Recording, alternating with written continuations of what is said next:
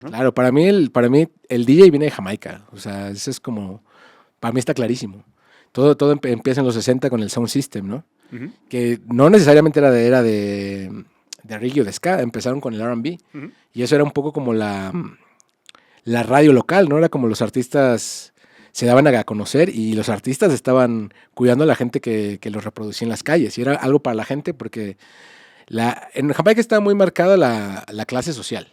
Entonces la gente que tenía dinero iba a Montego Bay o se iba a Miami a escuchar R&B de La Fuente, y la gente que no tenía para viajar y para mover esos sitios, pues salía a la calle y escuchaba la música del Sound System y la pasaba bien. Y ahí se creó una cultura del Sound System, que es de donde viene pues todo esto, ¿no? Después del R&B viene el ska. También empiezan a ver que es negocio, empiezan a producir muchísimos vinilos en Jamaica, sobre todo primero eran 78. ¿Tú tienes algún 78? No. Yo tengo uno que me regalaron, que es el Himno Nacional, y esos discos tienen alma de metal, son unos discos enormes. Ok, no tengo Ese ninguno, lo tío. puedo tocar, ese. También los subo unos de piedra, de pizarra. Ah, sí. No tengo ninguno. Ah. Y otros de una pasta, que esos he visto uno, los padres de mi amigo Luis del Rubio, el otro día me mostraron que son unos discos, pesan un montón Ah. y hay que tocarlos con una aguja que no es esta. Ah. No tengo ninguno, pero están bien chidos. Yo es como el disco más raro, luego cuando pasemos a coleccionismo, pero si me dices, ¿cuál es el disco más raro? Ese, y me lo regalaron, es el Libro Nacional en un discote así. Pero así era el formato. Y luego se dieron cuenta que ese formato pues no les servía porque no era práctico para andarlo moviendo por las calles, y por eso empiezan a popularizarse el 7 pulgadas. Claro. Que era como, bueno, te voy a traer una maleta y puedo traer 20 discos. Y para mí ahí nace todo, incluso, bueno, no sé si tú estás muy al tanto de la cultura sonidera aquí en la Ciudad de México. Sé que existe, los he escuchado incluso bromas al respecto, pero no he estado nunca en ninguno. Pero ¿sabes lo que es? Sí sé lo que es. Pero, por favor, háblalo porque luego nos ve gente de otros lados y es importante... Sí, no, para mí viene de ahí, porque el Sound System pues era eso, ¿no? Gente que selectores de discos que ponían sus discos en la calle con grandes bocinas y grandes sistemas de sonido. Y te digo, luego esta gente empieza a dar pequeños discursos, pequeños anuncios, ¿sabes? Como, el Chevy rojo, favor de moverlo, ¿no? Y luego lo empiezan a hacer ya con más estilo, ¿no? Lo que se llama el Sing J o el DJ, que le llaman en Jamaica, que ya empezaban a dar esos pequeños anuncios, a animar a la gente, y ahí es donde surge esta figura del MC, que luego se va a Nueva York, pues con DJ Kool Herc, que también era jamaiquino. Pero bueno, volviendo a México antes de irnos a Nueva York, finalmente el sonidero es eso, es un sound system, pone los discos, le manda saludos a la gente, y es que mucha gente de fuera, y eso lo he oído porque estoy muy al tanto, me apasiona mucho la cultura sonidera. Te veo. Tengo mucha música latina, mucha cumbia, mucha salsa en vinilo, pero la gente que es de fuera dice, no entiendo por qué pone una canción y no para de hablar todo el rato, con ese delay, ¿no? Y es que es parte de, ¿no? No podría ser sonidero si no hay eso. Eres un gran conocedor y has dicho varias cosas que no quiero dejar pasar por alto. Has hablado del selector. El selector es el DJ primigenio. Claro. O sea, no se llamaban DJ, se llamaban selectores. Ajá. Y era ese primer la persona que elegía la canción. ¿No? Era el selector, ¿no? Y eso está muy chido lo que has dicho, porque de ahí viene luego toda la cultura de la que el término DJ viene de la radio. O sea, porque primero eran selectores y luego cuando pasan a la radio son los disc jockeys, porque hacían lo mismo, pero ya en Efectivamente. Una transmisión. Es que está muy chido todos esos términos, porque lo estamos hablando aquí un poco abierto, pero son bien chidos, ¿no? El Sound System lo conocemos los que nos gusta el punk por Operation Ivy, que es la canción. Entonces, pero Operation Ivy no deja de ser una banda fusión ska. Si empezamos a tirar del hilito, tienen muchas raíces reggae. Y de ahí viene que luego los sonideros de los que tú has comentado, de los que me ha hablado muchísima gente, aunque no he estado, son eso. Y eran los block parties. Claro, de cerrar la calle y... Efectivamente. Entonces, todo eso nace ahí. Y el dub, vendría a ser un poquito el agarrar una canción y remezclarlas, ligeramente samplearla, para que esos sonideros o esos sound system tuvieran canciones que a la gente le sonaban, pero que no eran exactamente esas. No, y que originalmente se hizo para hacer como unos extended plays. Pero luego empezó la onda de los dubplates. Eso ya era porque obviamente, pues, siempre hay rivalidad y uno siempre quiere... Creo que la competencia no es mala.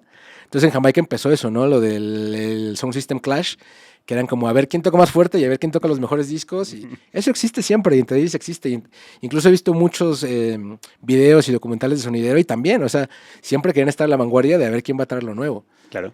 Entonces, por eso empezó lo de los dubplates, porque ya cuando había una escena consolidada, lo que hablábamos antes, viene toda la escuela de monjas, había una escena de músicos, surge Scatalites en el 62, presentan el ska como música nacional de Jamaica, viene toda la explosión del sound system y claro, luego empiezan los piques. Claro. Entonces ya cuando hay un hervidero de artistas orbitando al lado del selector, ellos invitaban a un artista que hiciera el dubplate y el dubplate era como tirarle todo el tiempo flores al selector, ¿no? Como voy a tocar esta canción que es hit, no sé, por ejemplo, Alton Ellis, I'm Still in Love with You, pero en vez de decir eso, pues te voy a tirar las flores de que eres el mejor selector. Uh-huh.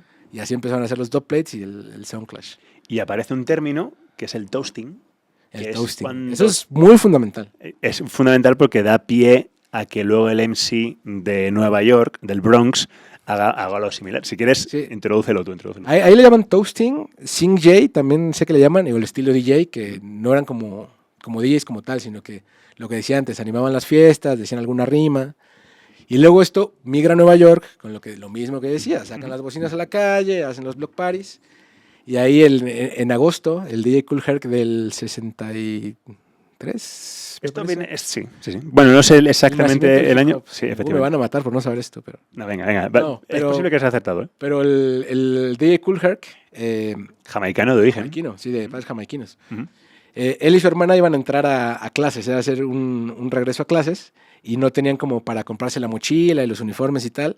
Y deciden hacer una fiesta donde iban a cobrar 5 centavos para poder recaudar para sus útiles, ¿no?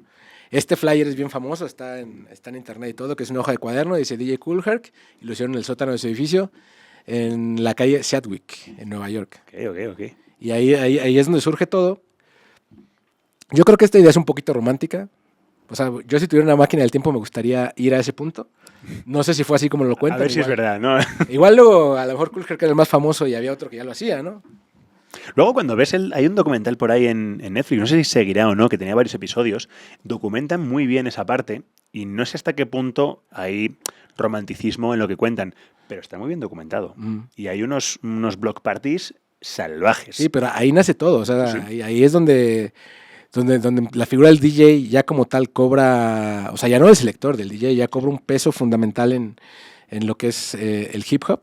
Y está ahí el maestro de ceremonias, el MC, que después se le conoce así, ya con esos anuncios y como ahí alentando a la gente a que se prendiera, que alzara las manos. A que sí, y ahí nació todo. Es que estamos hablando, hemos dado un salto, espero que no os hayáis perdido, de Jamaica al Bronx. Y entonces en el Bronx está...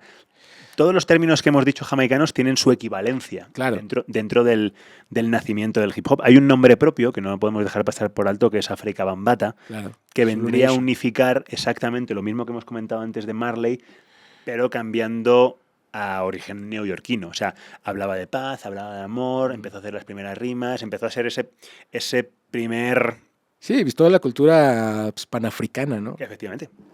Entonces, él era esa persona que hablaba de esos orígenes, de Mamá África. Efectivamente. Entonces, si escuchamos a Afrika Bambaataa, luego tiene un montón de canciones que luego han sido resampleadas y dices, joder, conozco todas las canciones de Afrika Bambaataa a través de otros, ¿no?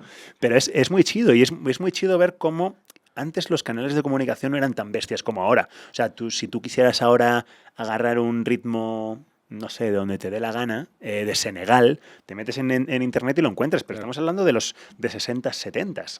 O sea, que era gente muy comprometida con sus ideas. O sea, el DJ Kool Herc inventó el breakbeat, que eran agarrar esos pedazos, volver un poquito como estábamos hablando antes del dub. O sea, hacer esos extended, hacer esas partes que eran chidas, repetirlas, marcar los vinilos para ver dónde empezaba y acababa una cosa. Bueno, eso se le atribuye más a Grandmaster Flash. Que de hecho, eso sale en la novela. Bueno, yo le digo que es una novela ahí rapera, ¿cómo se llamaba esta? Que salió en Netflix.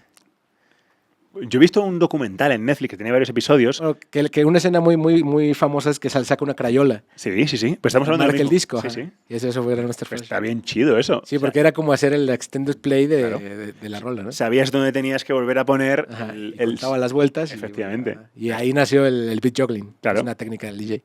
Bueno, ahora vamos a hablar también... O sea, ahora quiero hablar de la parte técnica, porque tú eres técnico. Pero ahí nace el pedo de que cuando le dan la vuelta a la canción y queda una... Porque agarraban justo le decían el break, porque era la parte donde no había vocales.